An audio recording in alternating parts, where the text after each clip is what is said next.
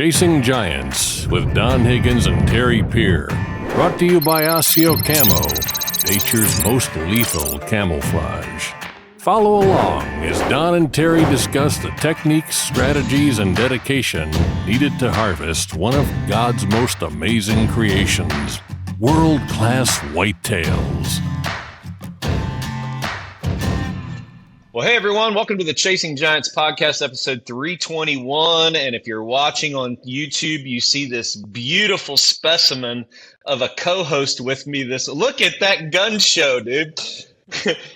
All the people listening on audio platforms are going, what in the world is going on? But I got Joe Miles with me, and he's at last minute agreed to come on the show this week. We're going to talk a little bit about why here in just a second. But Joe, welcome, and appreciate you being here. Man, Terry, always an absolute pleasure. Under these circumstances, it's obviously not the best of circumstances, but I'm always really look forward to the opportunities to get on here with you guys. So thank you for thinking of me, and I'm glad we were able to work it out. All right. So for those of you who have followed social media since the beginning of the week, those of you who maybe don't have access to social media, we're going to share some news that is probably going to change dynamically from the time Joe and I are recording this on Wednesday afternoon to when this releases on Sunday. But for those of you guys that don't know, Don made it public that his wife has some pretty serious health concerns that she's facing. The family are trying to navigate some medical information, talk to some specialists, and the big news is we just need everybody to pray. It's obviously extremely difficult. They just got through not too long ago Don's daughter battling breast cancer, and now this coming scare with his wife Robin. So if you guys could keep their family in our prayers. What Joe and I talked about is while Don and Robin are trying to talk to specialists and all of this stuff, we just said, hey, Don, take care of your family. Joe and I will come in and talk about Little Debbie's and any things that are near and dear to our hearts to fill out this episode, and we'll play the rest by ear. And it started some different dialogues about, okay, what do we do? We're not going to worry about that right now. Let's just focus on this episode. You guys pray for Don and his family. When we know more, we'll relay that to you guys to continue to pray in the right way. But her name is Robin. Just beautiful, beautiful woman, both inside and out, and nothing but wishing the best and prayers for Don and his family. And hope you enjoy this episode. So what we got in store here this week with Joe is not only is he getting ready to prepare for a trip, but Joe is actually going to kick off a new segment that we're going to be doing here with some other people from the industry that talk a little bit about common mistakes people make. And Joe has a lot of expertise in certain areas. And what I love about Joe is he hunts so many different environments that I don't hunt, Don doesn't hunt, that you can bring a little bit different perspective. And that's going to be in our second segment. And then we're putting him on the spot with the Miles hot seat question. It's not a Higgins hot seat question this week. And then we're going to answer some questions. So Joe will tee all of that up. But before we go, those of you who are watching on YouTube, I got a big announcement from our partner at Boone Brothers. And Joe was actually really excited about this program when he first heard about it. He even helped me make sure the director of Boone Brothers was in some cool Osseo gear right after he found out about it. But for those of you who don't know, Boone Brothers is a nonprofit organization starting in the state of Kentucky where they take donated deer meat, especially with nuisance tags and everything else with trying to manage the herd, and they actually process that meat into shelf-stable or non-refrigerated jerky that goes to distribution programs to feed hungry kids. So it's a wonderful program to connect both hunters that maybe don't have, like, I need to shoot more does. I know I do, but I was always under that ethical dilemma. If I'm not going to eat the meat, don't have a place for it, I'm not going to leave it lay. So it connects guys like that to a ministry outlet through schools and churches to feed hungry kids. I don't know how much better you can get in tying something with the outdoor industry, right, Joe? No, I mean, it's pretty incredible, and it just goes back to what you guys do at Chasing Giants. I mean, it's always about giving back. It's about the faith, right. And obviously just to to piggyback, there's going to be some funny parts of this podcast, I'm sure. And, we're going to have some laughs here, but in all seriousness, let's all pray for Robin and make sure everything that we can do there to help pull her through this. And we are definitely, even though there'll be some jovial moments in the back of our mind, we're serious about this. Yeah. And the Boone Brothers thing, getting back on that topic, I mean, that's pretty amazing that our passion, is used for feeding ourselves and our families, but now we have a real opportunity and real outlet to help people that need protein, right? That literally need protein in different communities. So hats off to Boone Brothers and what they're going to be doing there. All right, so I'm going to share something exciting, and for those of you who are listening on audio platforms, you're probably not going to be able to. It's going to be harder for you to visualize, so you might want to jump over to YouTube. But I'm going to share a screen right now that has Joe. Can you see those two trailers sitting on the screen? Yeah, yep. All right, see so them loud I'm and clear. I'm going to click this thing, and hopefully the video plays where you can see it. So these are new refrigerated / freezer trailers that are going to be able to be parked during hunting season around the state of Kentucky. So for all of you people who have asked, how can I help? What can I do to get this into our state? I've answered you by saying they have to get the scale and the process done in the state of Kentucky first. So what we're working on right now is creating these mobile units that are freezer ready. So when they can park them at, say, the extension offices or whatever, and when people kill their does or their deer, they can come and drop them off, and then the volunteers come and get this and take it to a centralized packing area where they clean it and set it up. So right now, I'm not saying this to brag. I'm saying this to challenge everyone listening. There was 6 of these trailers that were being done for 6 target areas in the state of Kentucky, and they ran out of funding to get another trailer. These trailers cost $7,000 to get on the road. And we were able, meaning Chasing Giants, were able to commit to purchasing number 7. And we did that because of the support Joe Miles and our other sponsors does. So, Joe, you actually had a hand in trailer number 7 that's going to go around to this, which I think is really cool. Now, why am I sharing this? I'm sharing this because here's the thing, guys. We can use more of these trailers, okay? So, are wanting to donate, or you want to be part of the growth of this ministry, and you've reached out to us and said, how can I help? How you can help is getting the scale and the process done in the state of Kentucky so we can branch into other states like Missouri, Indiana, Ohio, Pennsylvania, all over the place. If you're interested in partnering and helping kick in a little bit of money for trailer number 8, number 9, number 10, reach out to me separately, Terry at realworldwildlifeproducts.com. I will connect you. It's a full tax deductible donation. I'm not telling you that we bought trailer number 7 to brag. I'm telling you that we're committed to this with our own money. And if you want to chip in and be part of this ministry, all of our listeners, as many tens of thousands of listeners that we have, if a small percentage of you guys chipped in a small amount, we could pull 3 or 4 more trailers together immediately before hunting season. So if you're interested in that, reach out to me and I will help you connect the dots, organize all that back stuff. But they are a nonprofit foundation and tax deductible, just like if you're going to Lester's Feet, we can help facilitate that.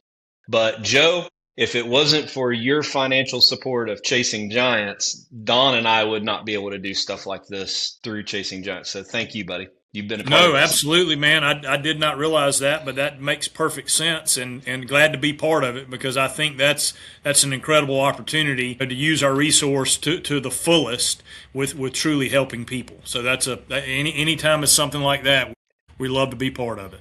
All right. Well, thank you. Let's talk a little bit about hunting. I am not a turkey hunting fan, but here in just a couple days, as people are listening to this, Al Foster and Joe Johnson are going to be just blowing some heads off of some wild turkeys on my farm.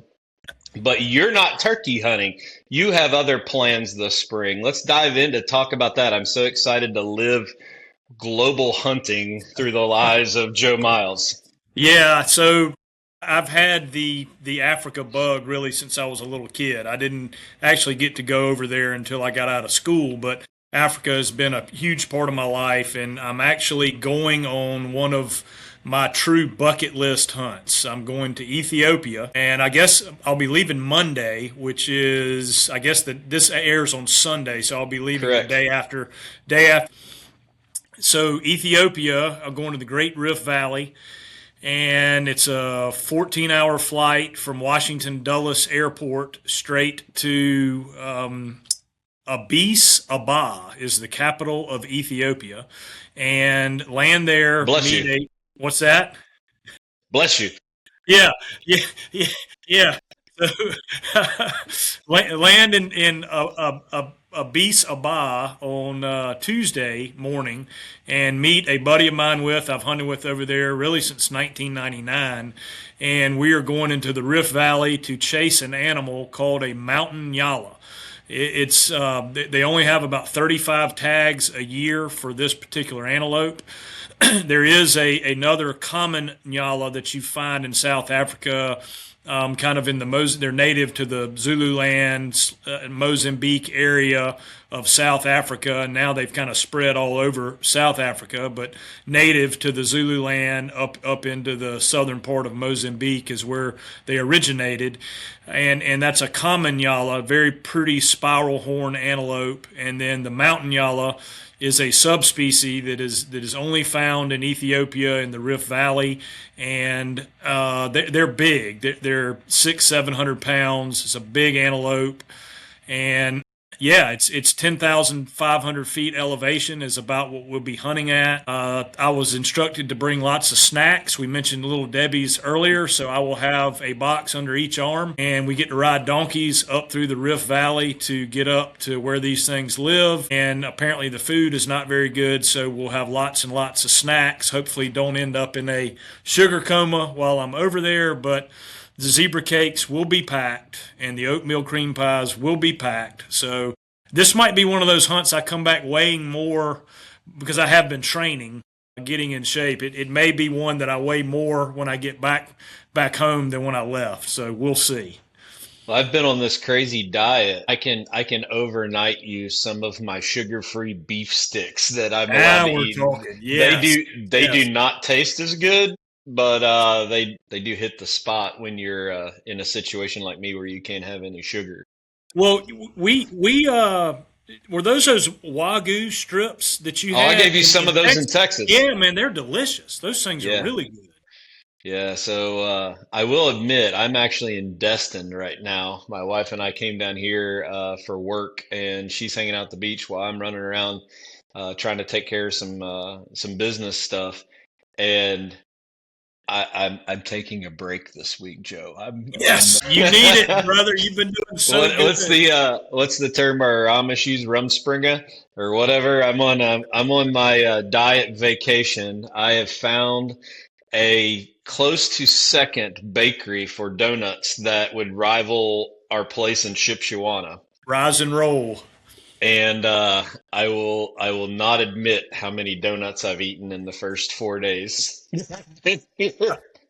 But man, Uh, I tell you what, after being off sugar for, over 4 months, my taste is a lot different. I don't, eh, it's a little bit too much. I got to choke it down with some black coffee because man, that's a lot sweet. of It's sugar. extra sweet. Yeah.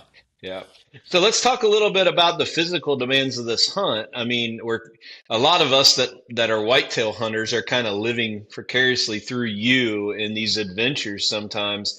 I mean, the worst case thing that you can do in a situation like this, or whether you're going elk hunting at a different elevation, I think that air, you're up so high, it's not just the physical lug of going up the side of the mountain and how steep it is, but it's dealing with that high altitude, right? 100%. Yeah, it is. It's, and as we get older, it becomes harder and harder to acclimate. And, when I was young and I guided elk hunting out, 6,500 to 10,000 feet, 3 or 4 days, I was in good shape and I was in my 20s, and man, I would be good to go and could just scream all over those mountains. But as I've gotten older, it's a little bit harder to get acclimated. And yeah, I mean, the joy or enjoying the hunt has a lot to do with with your physical ability just to be able to get around. Now, it won't be like a sheep hunt where I've got 10 days of food and camp and all that in a 70-pound backpack. I will have guys that, these are spike out day trips. So we leave in the morning at like 3 a.m. and it is horseback assisted. So we'll get a lot of, riding, but once you get into the hunting area, you still got to move around. So there definitely has been some altitude training and some more than normal leg days in the gym here at the office. And real quick, I don't know that the guys would be super interested in this, but I learned this from a SEAL Team 6 guy that's a trainer that does a lot of training for those guys up in Virginia Beach. And one way that you can really get your lungs starting to get acclimated to altitude is when you're doing an exercise, regardless of what it is, if you get on an air bike or even just carrying dumbbells. I mean, let's just use that for a minute. If you just get, a 30-pound dumbbell in each hand, and you blow all of the oxygen out of your lungs. You don't go with full lungs, you go with completely empty lungs, and then you start walking. And I'm telling you, you get 50, 60 feet with no air in your lungs, and you don't want to black out, but you very easily could. But man, you do some training like that where you completely empty your lungs and then do something under a load, and it helps expand those lungs quickly. Yeah, I'll admit my trip in about 2.5, 3 weeks with my good friends, the Ritters and Nicodemus family in Ohio, going bear hunting, where I just have to basically fight the bear over who he gets the donuts. So that's more, I'm in mental and physical shape to fight over the donuts on a bear hunt than I would be for a hunt like you're talking on this. Good stuff. Yeah, but so for funny backstory between Joe and I, when we were down in Texas in January, your son had to fly back early. And so we were trying to figure out how to get he had a soft bow case down there. And so I actually switched with you and gave you my SKB, airline safe. Well, you had my bow case down there. And I told you to hold on to it because I didn't know what size camo I was going to be in. I've lost so much weight. Buddy, when you open up a bow case that is crammed full, I mean, these are big bow cases, crammed full of Osseo, I think I'll be set for the little while, at least for the bear hunt. So thank you for that. Good. I'm glad it got there. I thought you were about to hit me with I hadn't gotten my bow case back yet, and I was about to start yelling and screaming. Well, my new Matthews Arc just arrived on Monday. We're recording on Wednesday, so that while Joe and Al are out turkey hunting on my property, I got to get this bow ready because it's not like we had this conversation the other day. It's not like you're dealing with tuning up your traditional archery setup. It's a much faster process with a new technology with compounds. Talk a little bit about that. You've been fighting a traditional bow here lately. Yeah. So, I've been working with arrows, and I'm a newbie and, have gotten quite a bit of coaching from guys, being quote unquote in the industry, if you will. We have access to guys that do a tremendous amount of traditional shooting. And so I've had some really good coaching. But getting these arrows tuned, man, it's point weight, it's different inserts, it's 100 grain point, 150, a 200, and then your insert maybe 50 or 100, and then how long it is, the spine. And, what I've been doing the last week is bear shaft tuning and out to 20 yards with them. And man, it is something. And I've gotten one dialed that is a slight bit stiff. It's just a little bit stiff, which I would rather be a little bit stiff than a little bit weak anyway. So Joe, what is your aspirations? I know you dabbled a little bit with it last year. You had it while you were in Texas. What is your aspirations for reconnecting with this traditional archery for the upcoming 2026 season? Do you have a bucket list or a goal with it, or is it just a fun project to work on? No, I'm going all in this year. I'm going to be 100% hunting with the recurve. That's my plan. And I want to, we talk about this deer all the time. This notorious or infamous swamp buck here in South Carolina. I want to hunt him hard. I did put in for the Kansas draw. If I don't get drawn in Kansas, then I'm going to pretty much just stay right here at home, hunt that deer, and hunt in South Carolina, and try and shoot a couple bucks here at home with the trad bow. I do have an early season hunt in Montana in September, and I'm going to take it out there too. But other than that, I plan on staying at home and really working hard with it. And last year I shot the longbow, and I did miss 2 with the longbow. I killed some deer with my compound, and it just lit the fire that much more. I missed a really nice buck in Texas with the longbow, and then I missed a decent buck here at home with it, and that's okay. I'm fine with that, but I want to get lethal with it. That's my goal, is to get that. If I get a buck, 15 yards and in, that I've, I don't think it's ever a guarantee with a trad bow. There's a lot that can happen, but I want to, get up into a high percentage success rate with it. And so it's just another big challenge, and something that I'm looking forward to. That's awesome, man. I can't wait to go along with the ride on you and follow that story as it unfolds.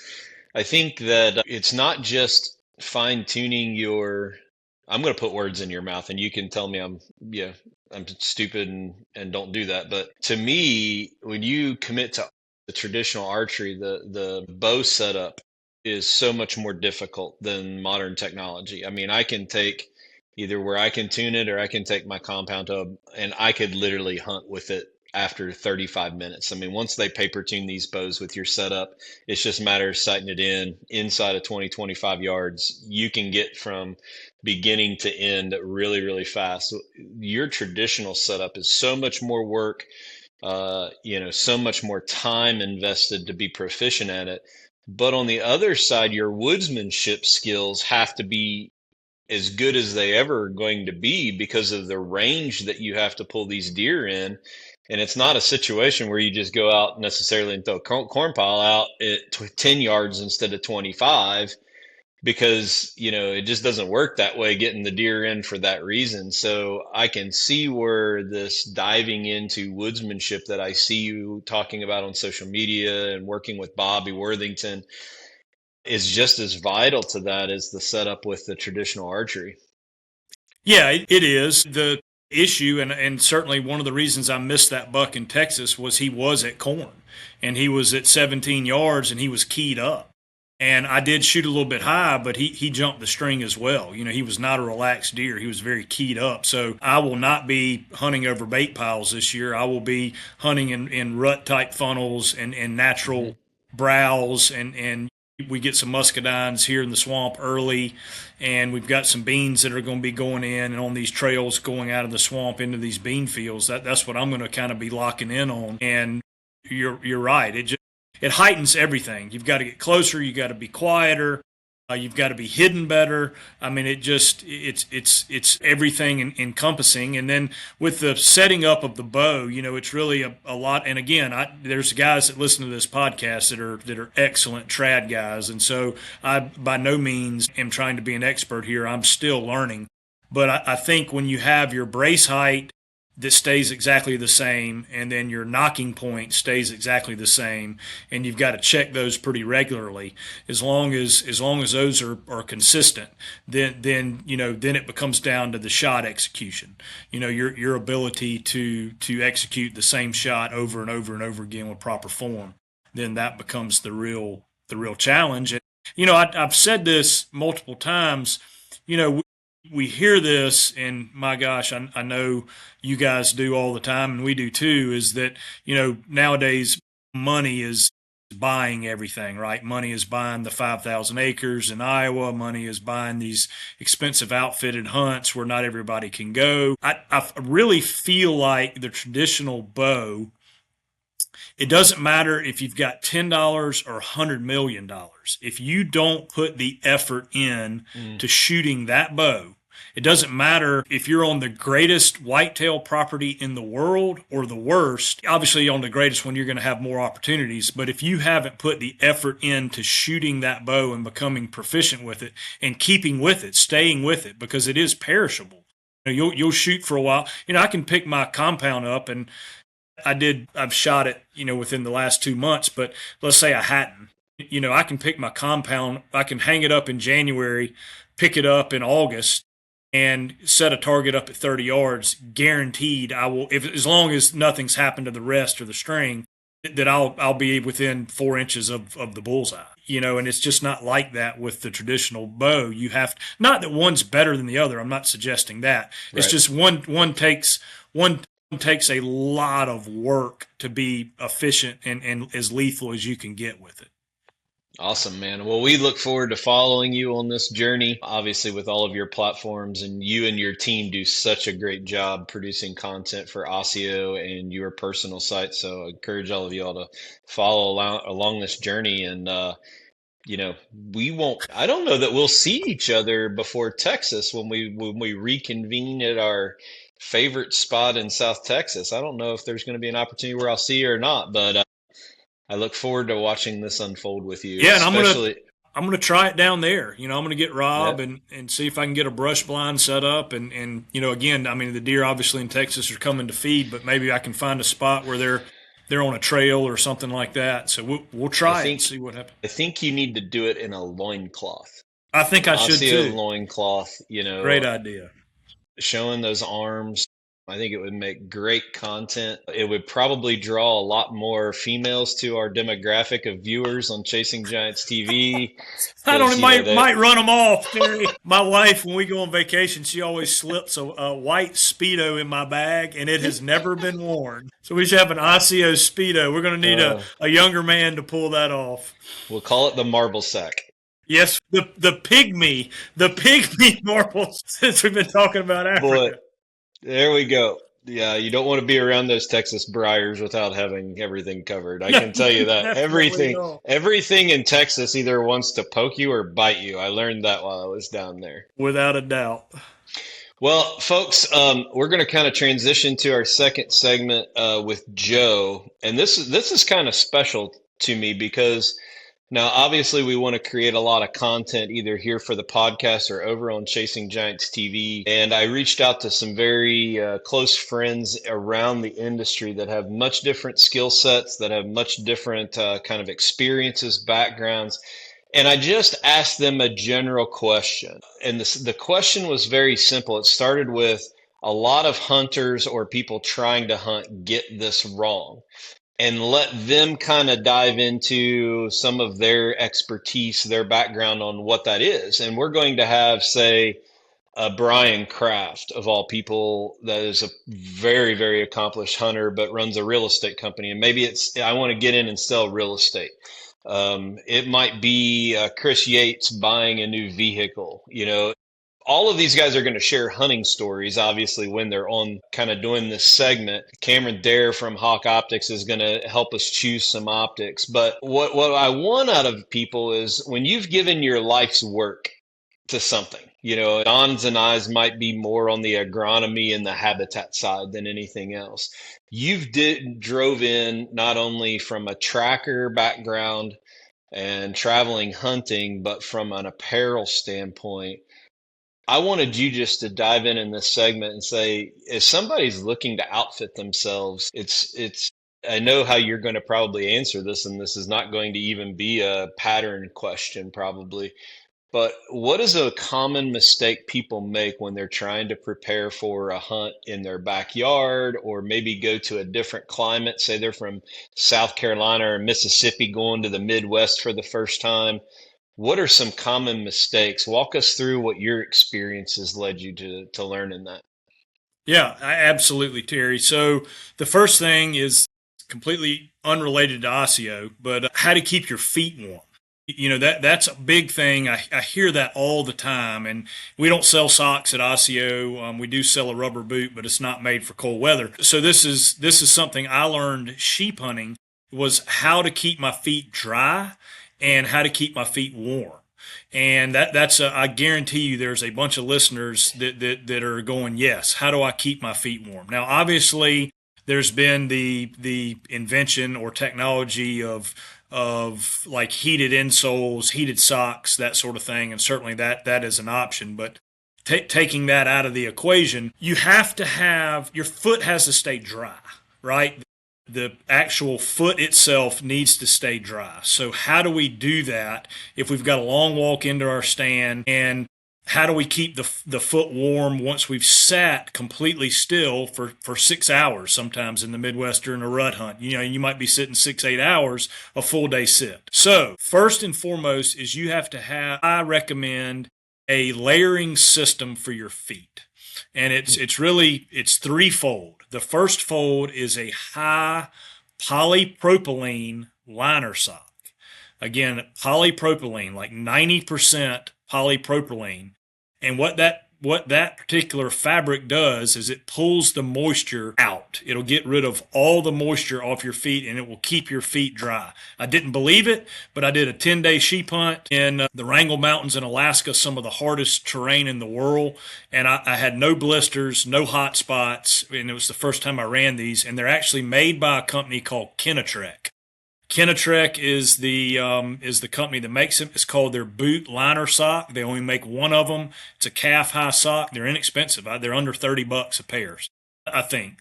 I know they're definitely under $50 a pair. I think they're like $29.99 a pair. But that's number one.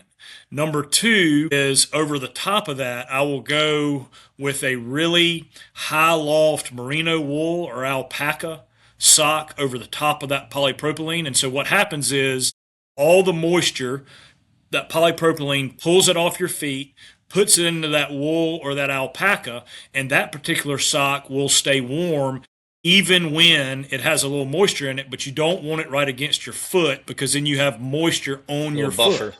You have a buffer. And then the third thing I will say, boot cannot be too tight. If you're cramming 2 pair of socks down in your standard size boot, and it's made everything compact in there and tight, again, there's no circulation in there, and your feet will get cold. They've got to be able to breathe. And so I always recommend cold weather hunting, go up about half a size in your boot. And so if you go polypropylene liner, a very heavy merino or alpaca wool sock, and a half size bigger boot, and it's a cold weather boot, so you're going to have Thinsulate or some type of insulation in there, and depending on how cold it is, up to 600, 700, 800, even 1,000 grams of insulation in your boot will obviously help. But that system right there, if you've got to walk 100 yards or 3 miles to get to your stand, that's a winner. That will absolutely win and keep your feet warm. How thick is comparison, like, to your merino wool to this base layer? Is it just as thick as the standard sock, or is it really, really thin? Really thin. It's a very thin polypropylene sock. Yeah, it's very, very, almost like, if guys are familiar with compression, like compression socks, and it doesn't have to be Kenetrek. Those are just the ones that I use. But if you find a liner sock that is at least 90% polypropylene, that's what you want. So at what temperature, Joe, do you start transitioning to that base system with a merino wool sock? At what point do you say, hey, I need to start layering this versus just wearing a good quality merino wool with your boot? Yeah, I will wear just a thick merino wool sock by itself down into probably 30, right around freezing. And then once we start dipping down into the 20s, I'll start running that polypropylene liner. Again, if it's going to be freezing all day, I've got a 2-mile walk and I plan on sitting all day, I'll go ahead and throw it on. So it's a little bit situational. But once we dip down into those upper 20s, that's when I start the layer system. And then I've got two different style boots that one is a lacrosse. I can't remember if it's Burley or what it's called, but it's 1,000 grams of insulation. And then I've got a Kenetrek mountain boot that I'll wear also when it's not super, super cold. But when it gets down into those single digits and even the upper negatives, I'll go to that 1,000-gram Burley boot. It sounds like it might also be a good option for guys who have to walk a long way. I started having a lot less issues with my feet getting cold when I started using an e-bike as much. And it's no doubt because it's not building up that sweat as I'm walking. So for the guys going back in on public, even when it's not that cold, this sounds like a great option when you're just generating that heat inside of that boot to deal with that moisture. Yeah, and blisters. Look, you got a pack full of camera gear, you got a tree stand on your back, and you're having to go a long way in some hill country, yeah, you get a mid-weight merino wool, and this liner is going to keep your feet dry and keep your blisters from happening, and it gives you more cushion on your foot between the inside of the boot. So yeah, I mean that again, sheep hunting is where I learned this, and man, does it work well. Well, what else you got for a common mistake? Yeah, I think another one again is guys get cold because they maybe layer incorrectly, and they'll have a couple, a base layer on, maybe a vest, maybe a light jacket, and then their big jacket, and they'll walk in with all that on and sweat, and then they freeze. And there are systems now. Normally, I've spent a lot of time with mountain men that hunt in like West Virginia and Pennsylvania that hunt these big wilderness areas for whitetail, and really fine tune their systems on how they get from the truck to 5 miles deep in this crazy Right. vertical Yeah. gain. The up top thing, depending on how cold it is, you really want to go with as light as humanly possible. For example, when it's really cold, windy, I'll run our early season hoodie, our little early season hoodie. So I've got something over my ears and head, and then I'll throw my vest on, and that's it. That's all. And when I get out of the truck, I am freezing, but I know I've got that walk. And when I get to the tree, that lightweight hoodie, it will be sweated up, and I'll take the vest off, or sometimes I will have already come out of the vest, and I will take that hoodie off and put it in a Ziploc bag and stuff it down in the bottom of my pack, and I'll pull a merino base layer top out, put that on, and then I'll layer up, maybe put the vest back on, puffy jacket, Sherpa jacket, and then up the tree I go. So that's another thing, is fighting the tendency to stay warm right when you get started. You gotta suffer for the first 5 or 10 minutes, but then boy, once Right. you get your body heat up. So that's the thing. Once you get wet and you don't have anything to change into, man, it can lend to a really miserable hunt. All right, so I got a question for you because I struggle when I get to the tree, trying to be as quiet as I can, get up in that tree, just getting my normal stuff organized, binos, rangefinder, bow, arrow knot, safety harness, obviously. Do you practice this layering system before you go on a hunt? Because I know personally I would struggle getting changed out of a shirt, putting another shirt on in the complete dark with no noise and minimal movement. Is that something? I mean, you have regimented training for everything. We just talked about it with your Africa. Do you actually practice getting in a tree stand and moving around, and where you organize? I mean, how you carry this stuff into your pack has to be even important, so you know how to get it out, where to put your Yeah. training. Yeah, so for me is I kind of know the temperature, and I've got experience in it, so I know what I'm going to need when I get to the tree. And a lot of times that'll be cinched down on the back of the pack, like the puffy, the Sherpa jacket on the back of the pack. If I do have a long way to go and I know that I'm going to be sweating up, that lightweight hoodie, there'll be a side compartment that has the Ziploc bag in it, just because I don't want the added odor. I want Yeah. to dump it in that Ziploc bag. In the mornings, I've obviously got a hat light on, and when I get close to my stand, I'll switch that to red instead of a big white light. So I'll switch it to red, and then get to the bottom of the tree. And if I'm sweated up, that shirt's got to come off. I'm not putting that on and sitting there all day in a wet shirt. So it's coming off. Yes, I've got to make a little bit of noise, but it's got to come off. And then, Terry, depending on what I'm doing, if I'm actually hanging the stand right there, I will do that change in the tree. I will do it in the tree, but I've got the stuff that I'm going to be putting on, cinched down to the back of the pack. So very easy access. It is one more step, but man, as guys that are listening know, as soon as your brain starts checking out from being cold, you start coming up with excuses. I've got to get back and, do this at the office, or I need Right. to go, whatever it may be. And if you can stay warm and in the game, not only does it keep you, prepared for when that buck just pops out of nowhere, but it keeps you in the stand. So it's a necessary practice to literally help you in the hunt. I see. I hope your guys Wells and Andrew are listening to this right now, because I see the vision of Joe Miles when he gets back from Africa in South Carolina when it's like 92 degrees and 120% humidity, giving us a training video on how to dress in the tree and with just sweat pouring down him. I think that would make, in all reality, I think it would be great content to teach people how Yeah. to do this layering system. But I just think it'd be fantastic seeing you do it in the middle of August, trying to show everybody how to do it in December. I would It enjoy doesn't, that. Terry, it doesn't matter what I wear in August in South Carolina. The mosquitoes are going to eat me and I'm going to be sweating. I could literally get in a cold plunge and walk out there 5 minutes later and get in my stand, and within 30 minutes I'm going to be drenched. Holy There's cow. nothing I can do about that. Yeah, believe it or not, my feet do not sweat at all. I think there's something wrong with me. So I'm pretty lucky when it comes to that. Well, thanks for doing that segment with us. I know you put Yeah, some for thought sure. into it before we came on. We're going to transition to the 360 blinds Miles hot seat question this week, and this one I hope you can come up quickly. You have no idea what I'm going to ask you, but I hope you can come up. You just finished one of the most grueling and intensive trade show seasons that Osseo has ever done. I think you guys, your team, went to more trade shows.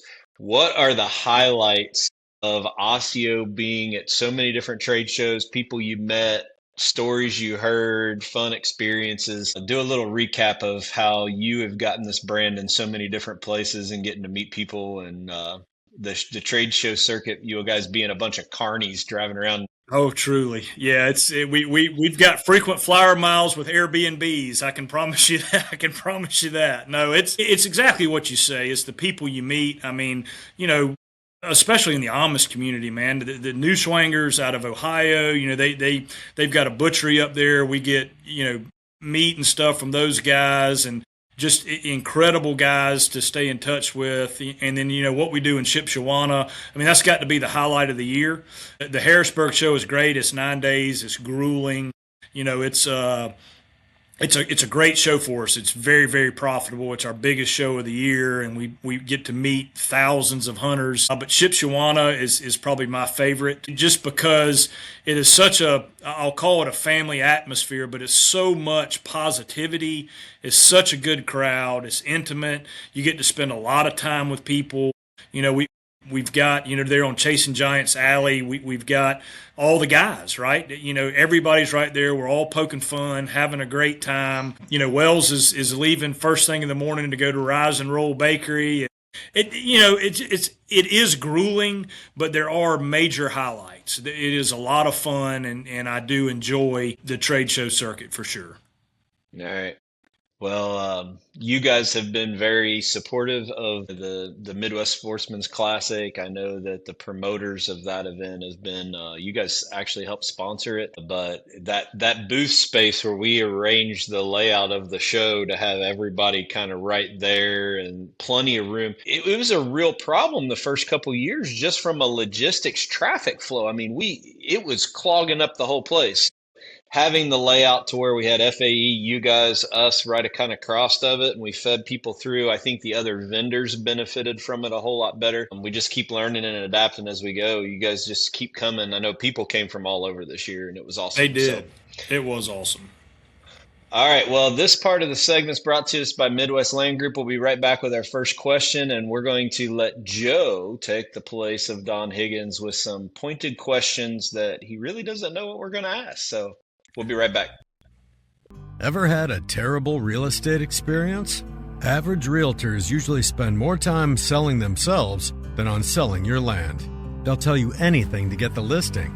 They know that if they get the listing, you're stuck with them. Not here. Midwest Land Group has changed the way land is sold and is the only brokerage to offer a 100% satisfaction guarantee. That means if we don't meet your expectations, you can fire us. That puts all the pressure on us to perform. We don't just list land, we sell it. If you're looking to buy or sell property, don't before you talk to us. Visit us at MidwestLandGroup.com. Okay, Joe, our first question comes from Rob in Sterling Heights, Michigan. And Rob asked, I recently read on social media about deer mineral placement and that you should never pour mineral directly on the ground or on stumps as it exposes deer to all sorts of diseases.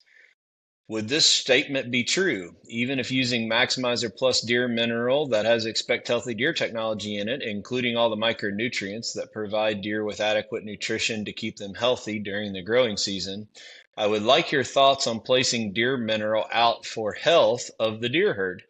Thank you both for all you do in sharing your faith in the Lord and Savior and for helping us deer hunters out. Joe, you use mineral in South Carolina. Let's walk through what your theory is on mineral, how you use it, maybe even how you run trail cameras on it. Dive into that topic. Yeah, for sure. No, we're big mineral guys here.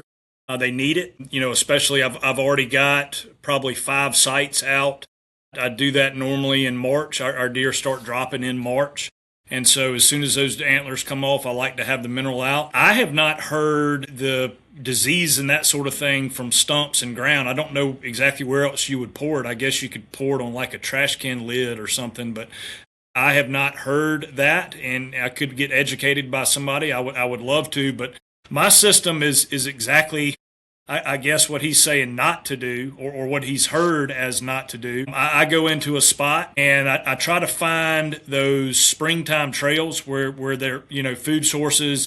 If the beans are fixing to be planted on the edge of those bean fields, right off the edges of those, where the deer are going to be hitting it during the spring and the summer, so that they can kind of maybe stage there and then get out into the whatever that food source may be for the summertime feeding. So that's where I like to target, real close to those trails, and I will dig about a 6-inch hole, pour the mineral in there, mix in the dirt, flatten it out, and then I will also use the stumps. I have found a lot of, some of my best spots are, on rotten stumps. But again, I just don't go bebopping through the woods looking for a rotten stump to dump mineral on. It's got to be a strategic place during the spring and summer that deer are going to be frequenting. I'm certainly not going to go into a rut spot and dump a mineral out. Now, maybe in a funnel that's leading out into an ag area, maybe that would be a good spot for it. But you got to be strategic on where you place these things so that the deer actually find them quickly and it's a natural progression for them to use them before they go to get water, or before they go out to feed, or Right. vice versa on the way back in to bed, because they pretty much are on a strict pattern those times a year. Trail cameras, I've mentioned this before, and like always, you get hate for it. So it's funny. You obviously have never gotten any hate about anything, have you, Terry? Never. But so my trail camera is I really try and disguise them as best I can, and I will put a log up right beside the tree, just to give it some depth and some camouflage. We'll even take a limb and put it maybe behind the trail camera, so that it has some branches and stuff behind it. One guy said, "Oh my God, you're just setting up something perfect for raccoons to climb up." And I'm scratching my head going, well, can't they climb regular trees?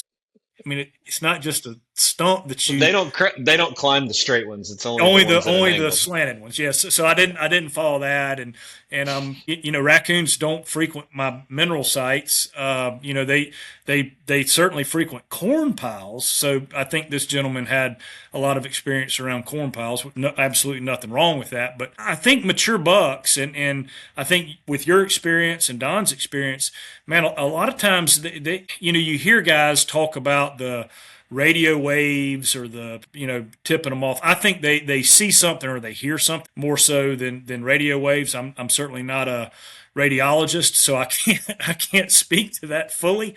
But I think it's they see something or they hear something. So a good quality trail camera. We've been running a lot of the Wise Eyes lately. I really like those cameras. Have run the Spartans in the past and have had good luck with those as well. The Wise Eyes have come on strong, and I'm going to be using a bunch of those this year. But I think those two are very good quality, well-made cell cameras that don't have noise. Like a lot of times when they older or different brands, sometimes when they transition from daylight to dark, they'll have a click in there, and boy, it only takes one click in a big 5, 6, 7-year-old buck. So anything, goes back to details matter, and anything that you can do to help disguise that camera, regardless of where you've got it, is only going to help you. Yeah, absolutely. And that's been a huge theme. If you listen to Don, it's always lack of human intrusion, diversity. The theme that I hear Joe Miles over and over and over is details matter. No matter what you're doing, it could be running a business. The details are going to matter and differentiate yourself. So I'm going to put the next question up. This one is from Hunter or Leary, and I don't know how do you say that city name there, Joe? They're from Minnesota. I'm dyslexic, so I thought I'm a I product thought that of was the New Mexico. I thought that was New Mexico, not Minnesota. I'm a product of the Kentucky public education system, so everybody can laugh at that a little bit. Hello, Ton and Terry/Joe. This question might offend a few people. Well, you're on the right show and platform to do that. It might offend a few people, but oh well. Certain hunting channels on YouTube show them shed hunting, and it appears that they always seem to find quite a few. Is it possible that some of this stuff is staged for content? I have 200 to 300 deer in a square mile around me, and I walk it and I find one shed. I have over 40 acres of food, and the herd, I think that's the wrong herd, stuck around all winter and only found one. Am I doing something wrong, or am I setting standards too high trying to match the YouTube results? Joe, you've been around the hunting industry longer than most people have. Is content staged in the hunting industry? Absolutely not, Terry. Everything that we see on the internet, everything we see on YouTube is 100% honest, authentic, and never made to make people look better than they actually are. So no, it is 100% factual. If you're not finding 200 and 300 sheds per trip out, then you are absolutely doing something dead wrong. No, in all seriousness, I think it's dependent on where you are. Like South Carolina, it's hard for us to get sheds because the mice and squirrels get them so quick, and they do a lot of dropping in these giant cutovers.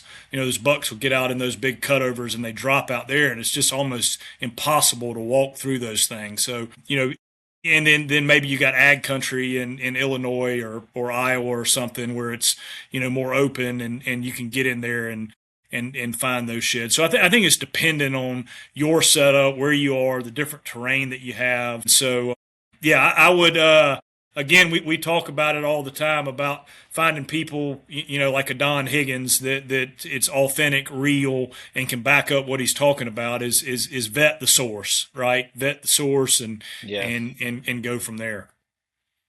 Or a Bobby Worthington. Ain't nobody filtering that guy. I can tell you that. Good or bad. No, it's coming out, brother. Just exactly how he sees it, for sure. Bobby is the only one to be a guest on a podcast and complain about podcasts. He is as genuine and honest as anybody that I could ever have what I call in my circle of people that I've kind of studied under and learned from. Yeah, man. We're both blessed to that part. Yeah, monumental mentor. Bobby has been, he's full of knowledge, and his system of hunting is pretty incredible and mathematically makes a lot of sense to me. So I have been absolutely. Well, Don introduced me to that's how I met Bobby. So I owe Don a lot for that, and Bobby has been a great mentor. Yeah, absolutely. Our third question comes from Sean in Flat Rock, Illinois. I've been listening to the Chasing Giants for a couple years now, and I was wondering if you had any podcasts that you or Terry listened to. I was also wondering what the best way to screen timbered track with road frontage, not room for a tractor between the trees and the ditch. I didn't know if a single row of miscanthus would work, hand planted, or if I should try new screening in a bag or something small. I'm going to get Joe to answer the content question. And while he's thinking of that answer, I'll answer your miscanthus question. You can't plant miscanthus anywhere you can't plant corn. So miscanthus and corn are both from the grass family. So if you put miscanthus too close to that tree line in that shade, it will not do well. So you probably need to come up with a different philosophy or different if you don't even have enough room to get a tractor, you're not going to be really productive with any type of screening product in that. Maybe some conifer trees, even though it takes a little bit longer, or drop some trees, make you a brush wall or something. But miscanthus would not be the right application for that. Joe, obviously it's a opportunity to shamelessly plug Mission Whitetail. Let's tell everybody a little bit about Mission Whitetail podcast. Yeah, so that's our podcast. That's my podcast here in South Carolina. We cover It's all whitetail, and it's a lot of tactics, a lot of gear. We have some interesting guests on. I've obviously had Don on a few times, and Terry, we've done some collabs with you and Don on the Mission Yeah. Whitetail, and yeah, that's obviously a plug. We'd love for guys to listen to that, and some other ones. I'm going to leave some people off here. I'm sorry that I've done Yeah. this, but I can't think of all of them. But I would start with Before the Echo with Josh Telker. Josh is a real Christian and a great family man, and he has a bunch of good guys on there and a lot of really good wholesome content. So I'd start with Josh Telker's Before the Echo. And then I'd probably hit Clint Campbell's podcast, Truth from the Stand. And then I'd hit Bo Martonic's podcast, East Meets West. And Bo's podcast is branches out of whitetail some, East meets West, Western hunting meets Eastern hunting. So a lot of whitetail, but they get into some other stuff as well. So those are three others that I personally like. And I know I have ticked off a couple of buddies, and I'm going to go ahead and apologize, but I'll take it. That's all I can think of in that short span. This one came from Austin from Ripley, Ohio. Don and Terry, since both of you hunt different properties, how do you haul or transport your equipment from place to place, especially when going on an out-of-state hunt? How much stuff do you take with you? Do you ever fly? Joe, as you're getting ready for even going internationally, how do you I overpack everything. I mean, I had a ton of stuff just to come on a work trip. How do you manage what you take and how you pack it? It's all situational, right? You have to look at the infrastructure you have. For example, on this Africa trip, they do have the ability to do laundry there. They wash by hand and they air dry things. So I won't be taking a whole lot. For a 7-day hunt, I've got 2 pants, 2 underwear, other than what I travel with, 2 pair of socks, and then I'll have those liner socks we talked about earlier. And then I'm going to have some puffy stuff and an outer shell and rain gear, and then two sets of travel clothes. And then I am taking a rifle on this hunt, so I'll have my rifle case. Let's look at a South Carolina to Kansas hunt, for example. I've either got a hotel or I've got a Airbnb or a cabin or something like that, and then I want to know my infrastructure. Do I have close by a laundromat? Do I have a washer and dryer in where I'm going? And then that'll dictate how I pack for that type situation. So it's all about infrastructure and what you have. When I do the sheep hunt, right, and it's going to be 10 days with zero infrastructure. My tent is my house. Bring my own food, my own tent, and for a 10-day hunt, I've got 3 pair of socks. I've got 3 pair of underwear. I've got 1 pair of pants. I wear 1 pair of pants for that, and they are stinky by the end of that trip. But it gets to a point that weight is crucial. Ounces end up being pounds, and Right. pounds are too much. So I know that's a little bit obscure of an answer, but it really is dependent on your infrastructure, what you're getting into. If you've got a handy washer and dryer, you don't have to take a whole lot of clothes. You just need the one set for the different weather patterns that you could have, and then you're able to do laundry while you're there. If you don't have that, you've got 2 choices. You can either overpack and have 3-4 changes of everything, or you're going to have to go the stinky route. So that's just try and use a lot of merino wool if that's the case. For your base layers, because they have a natural antimicrobial, and a good merino base layer, top and bottom, can save you. You can wear those for 7, 8, 9 days, and they won't get stinky. You wear some synthetic stuff over and over and over again, and it's going to have odor. So that's as far as carrying my bow. Different states have different rules. Some states, I think Illinois might be one of them, where the bow either has to be zip tied or in a locked bow case. So you got to be really careful. You just don't want to throw your open bow on the top of your and send it across the country. Just to be safe, I would have it in a hard case and have it locked, and then you don't have to worry about anything. Yeah. I think this is one of those questions where you answered the perfect way, and that is it's situational. Because if you're like me and you go to Illinois for 2 months and you're set up on the same farm after one target deer, you would probably have a organized trailer like I do that has everything in it that you park at that farm and you hunt out of it, and then you just go to wherever you're staying. But if you're bouncing around to a different place and moving around for different hunts, or more run and gun public, you got to have something completely different from that. But I liked your first phrase that you said is It's situational. What is the infrastructure you have, where you're going, and then back it out from there. Yeah, that's exactly right. Yeah, it's what is that old saying? Amateurs talk logistics, professionals talk how does it go? Amateurs talk tactics, professionals talk logistics. That's Uh, good. That's a that's an old military saying. Yeah, All so right. pretty interesting. Well, Joe, man, I appreciate you being on Chasing Giants. You've been just a vital part from the beginning with us, and not only from a business side, but from a friendship side. Don and I both cherish you as a buddy, and it doesn't matter what we want to talk about or get advice from each other on. You're always a phone call away, always picks up the phone. Your team of people is first class, and they've been supportive of us. We hope that we give you guys an ounce of what you give us back to you guys to be a blessing for you guys. And like I said, you said it best. We had some laughs and we joked around here, but our thoughts and prayers go out to Don and Robin. I'm gonna speak for Don on this statement, and I hope you guys understand where I'm coming from. There's a lot of people that have Don's phone number, and it's actually on the website. What I ask is he's not going to be able to respond to everybody. If you want to leave him a note, it's even better to leave Robin a note. Comment down below. Especially if you're watching on YouTube, if you got just a little note of encouragement, he's just going to be overwhelmed. And people like Joe, myself, Dwayne, Janice, all the people that are kind of in some type of business partnership with him, we're trying to take the load off of him this week. So as you listen to this, if you want to encourage him, if you want to let him know you're praying for him, just comment down below instead of these private messages or text messages. That kind of takes a little bit, but he still wants to hear from you. I know him and Robin will be scanning these comments, and they really, really appreciate it. So, hey, man, good luck on this Africa trip. I can't wait to see another giant animal from who knows where that you're standing beside. I mean, it never ceases to amaze me. No, man, we appreciate it, and the feelings you mentioned earlier are absolutely duplicate here. We feel the same way about you guys. Appreciate all y'all do, not only for us, but for the hunting community as a whole. The purity of it, the wholesomeness of it. We really appreciate everything that you guys at Chasing Giants do. And yeah, wrapping things up, my family will definitely be praying for Don and Robin and guys that are listening. Thank y'all for everything you do.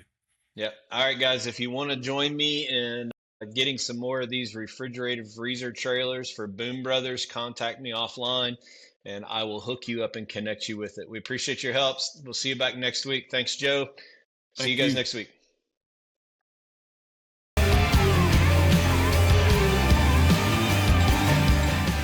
Chasing Giants has been brought to you by Osseo Camo. Thanks for listening, and tune in next week for another episode of Chasing Giants.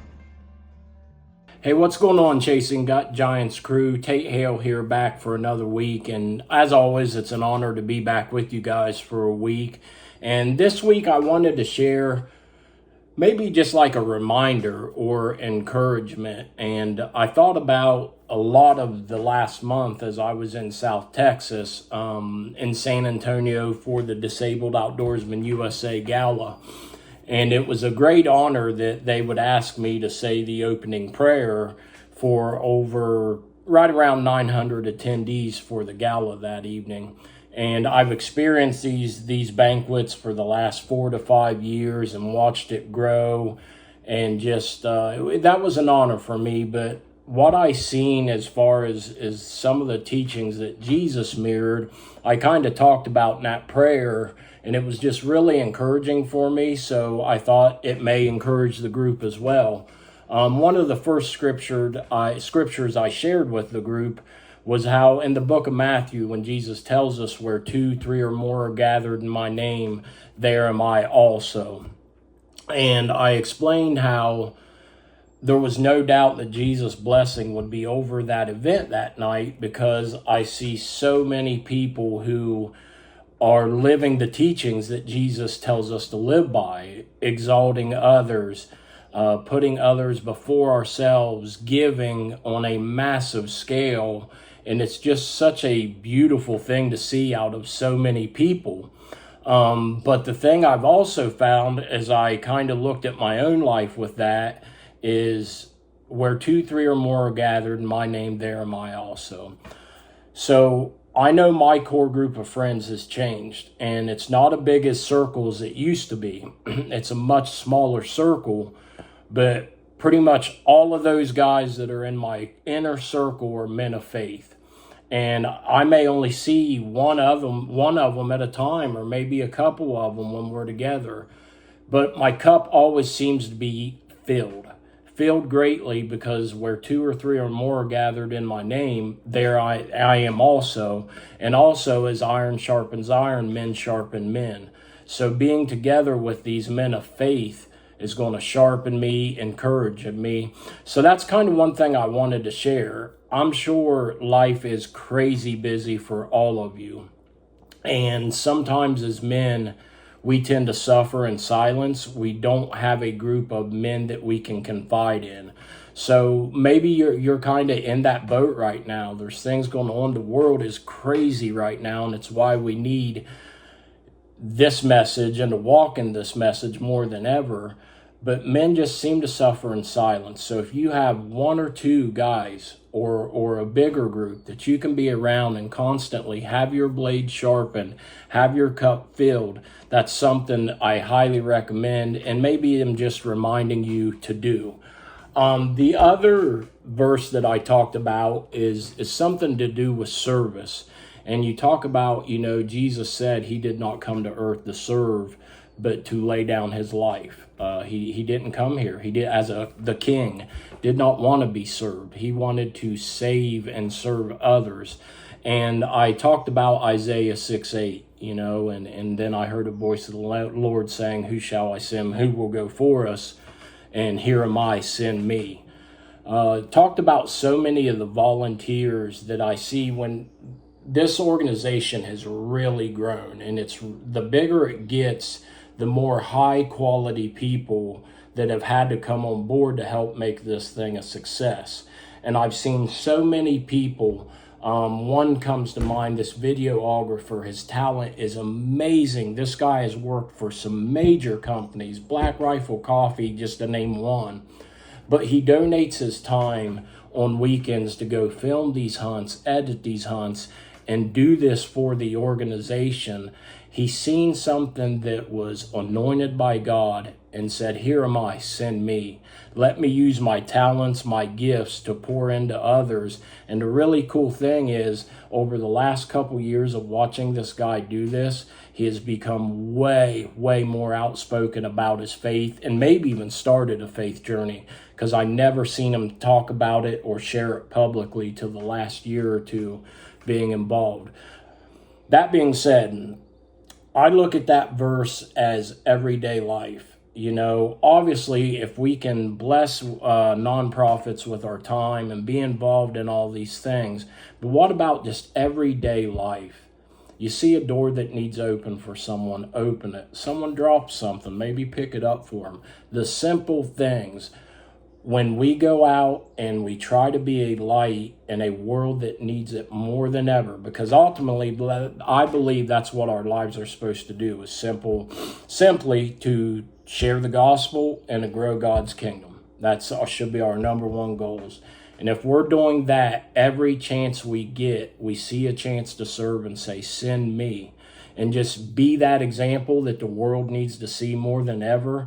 That's when I think we can open up some doors to some people whose hearts are still kind of closed and not real sure, but they're like, "Man, you're always just in joy. Even through the troubling times, you show peace, you show joy, you show kindness, you show love, you show a life of service to other people."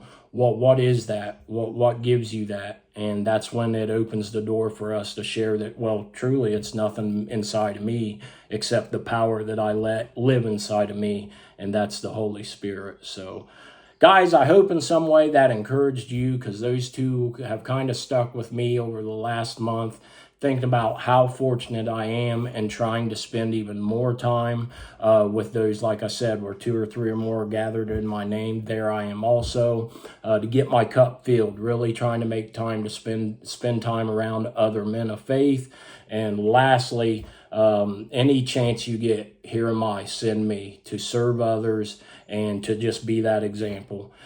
So yeah, I'll end with a prayer, and I hope in some way, guys, that was a good reminder and served you as you head into this next week, as I said, to go out and be a light in this world. Lord, we just thank you for another week. We thank you for another week to come together and lift your name up and try to be faithful servants of yours and go out in this world and just model your teachings and bring people to your kingdom. We ask that when we fall short of your glory, which we do every day, that you forgive us of that. And the next day we just dust up our boots and we pick up our cross and we carry it daily. And in all things, all blessings, we give you the glory. In your powerful and wonderful name we pray. Amen. Y'all have a wonderful week. And as always, we look forward to seeing you next time. And thanks again for just letting me come on here and hopefully serve just one person in a positive manner. Have a blessed week, y'all.